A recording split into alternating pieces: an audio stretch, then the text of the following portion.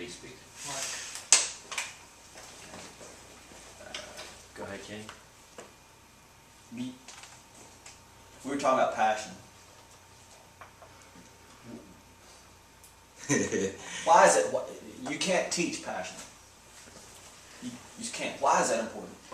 I don't believe you can become a great artist without passion. I don't believe you can become a great football player or politician. You need the passion, the burning desire to prove to yourself that you can get it done, that you can come back. If you haven't gotten it done, you're determined with that passion to keep going until you do.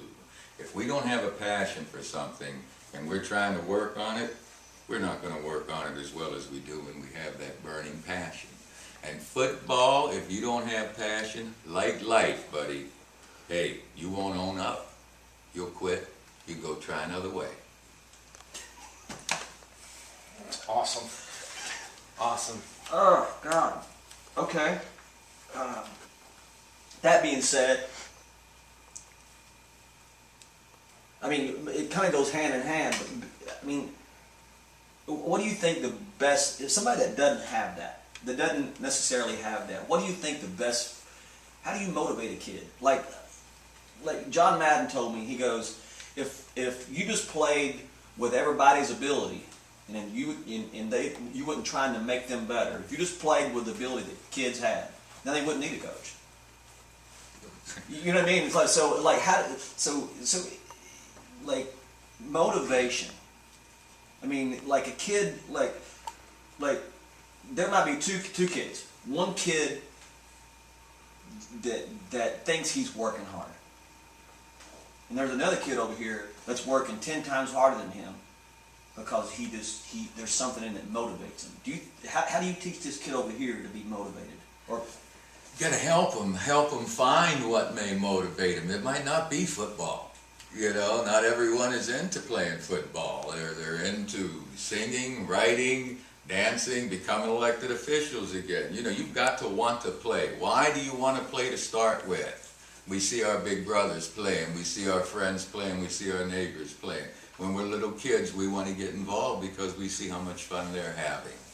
When we find out how hard it is, it starts a little separation there. That's where that real passion starts to get tested. And it's hard. That's why I say passion. You've got to have the yearning, the burning desire to do it. And we just don't come up with a variety of exercises that interest us that way.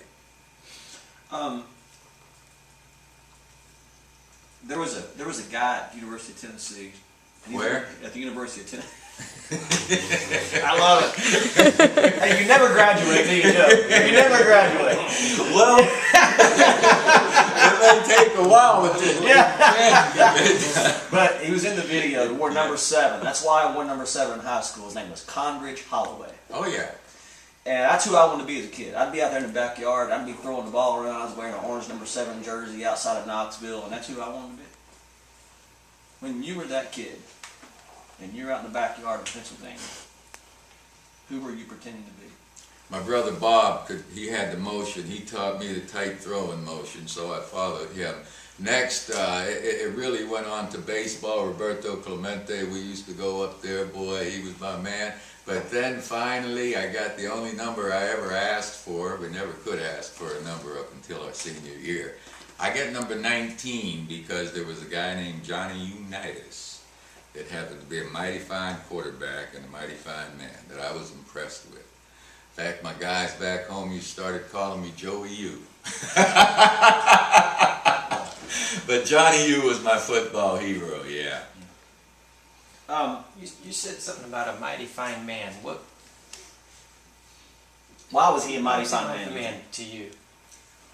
Johnny Unitas, to me, was the kind of guy I wanted to be because you don't fool your teammates. You don't fool the people in the locker room you work with every day. You don't fool them when you're out there in the heat of the